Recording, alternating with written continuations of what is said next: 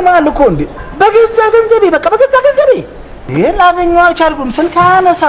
ቢሮ ሲሄዱ የለም አይገርምም 30,000 ብር ላቤን እኮ ነው እንዴ ማንቄ ነው የምቀበለው እንዴ የገዛ ገንዘቤ እንዴ ማንቄ ነው የምቀበለው የፈለገ ነገር ለምን አይመጣም እሱ መላመጥ የማያስፈልገው ስልክ አነሳ ይገርማል እኔማ የህግ አማካሪና አንድ ቦዲጋርድ አለ እነሱን ቀጠራያቸዋለሁ እነሱ ይመጣሉ አሁን አሳቻ ሰዓት ላይ ከ11 ተኩል በኋላ ነው የሚገባው አሉ 11 ሰዓት ተኩል ላይ ምናምን ከነሱ ጋር ሄጄ ገብቼበት እንደው አንገቱን አንቄ ነው የምቀበለው እንደውም መጡ እነሱ ራሳቸው እሺ ዋራ ደውልልሃል ሰላም ነው ነገር ሬዲ በቃ ዝጋችሁ ለሁሉ ነገር ተዘጋጅታችሁ በቃ ምንም ለማውጣት ያስፈልግ ለምምጣ ያስፈልግ ምን ነገር ምንም የሚያስፈልገው ነገር በቃ ቀጥታ እንዴ ስልክና አነሳል አሁንም እየደወልኩለት እንሄዳለን እንዴ አራቃል የለ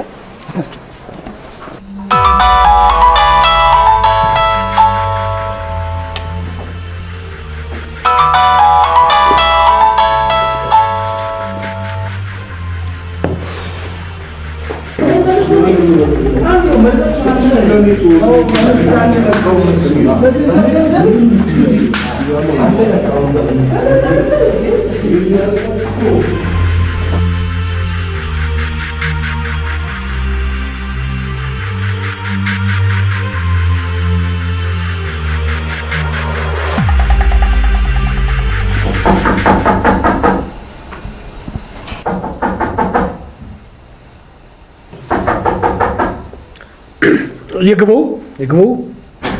سلام تناستلك سلام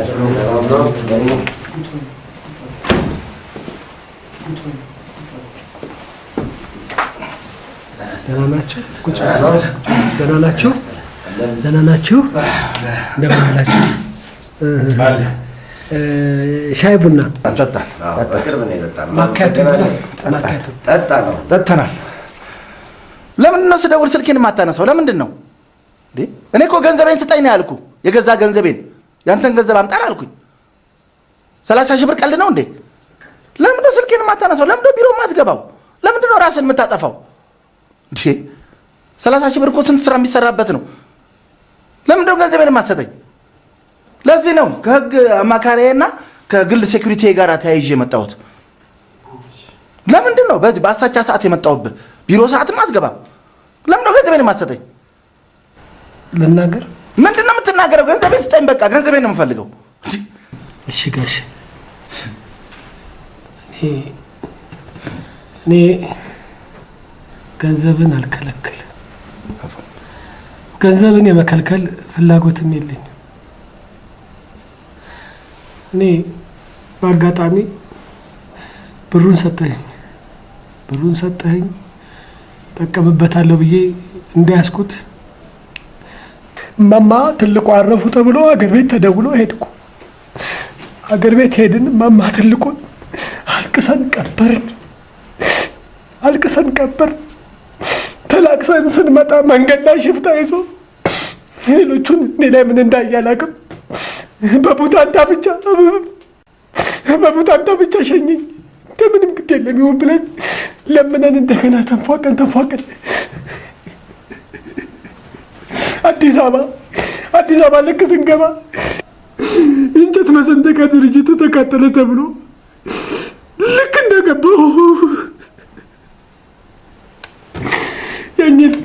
የእንጨት መሰንጠቂያውን ገና እየነደደ ነበር ደረስን ያንን ለማጥፋት ሰነድ ምናምን እንዳይበላሽብኝ ሰነዶችን ወደዛ ለማድረግ ስፈልግ ፖሊሶች ሌባ መስያቸው እቃ መሰርፍ ሌባ መስያቸው ከመንገድ የመጣሁት ብያለሁ 2-3 ቦታ ሲሉኝ እንደገና ሆስፒታል ገባሁ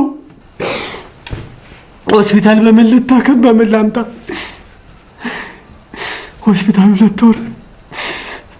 ወር ተኛሁ ስወጣ የወንድሞቼ ልጆች አሉ የራሴ ልጆች አሉ የትምህርት ቤት ሂሳብ ተባለ ያንን የትምህርት ቤት ሂሳብ ከታባት ላምጣ አገር ውስጥ ገቢ መጣ እሳት ለብሶ እሳት ቆርሶ መጣ አልካል ወንድሜ እስቲ ጅን ያዛት እስቲ ወንድሜ እንደማችን ግንብኛ ጋሽ በፈጣሪ እስቲ ተቻላችሁ እስቲ ኪሳችሁ ውስጥ ያለው ወንድሜ ጋሽ ኮና ከራዳምሽ ብትጨምርልኝ